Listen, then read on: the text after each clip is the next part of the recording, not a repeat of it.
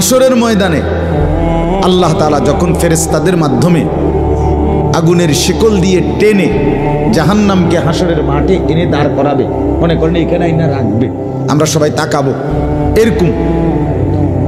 হাসরের মাঠে যখন জাহান্নামকে আনা হবে, এই জাহান্নামের দিকে এক নজর তাকাইয়া হাসরের ময়দানের সমস্ত নাফরমান পাপী বেঈমান আবারও বলবে আল্লাহর কাছে, রব্বানা আখিরনা ইলা আজালিন করিব, আল্লাহ একটু সময়ের জন্য দুনিয়াটা আবার ফেরত দেন, হায়াত আবার ফেরত, সময়গুলো আরেকবার দেন, আরেকটু সময় দেন, নজিব দাওয়াতাক, আপনার সব কথা তখন মেনে নেব, অনাত্তাবিউর রসুল,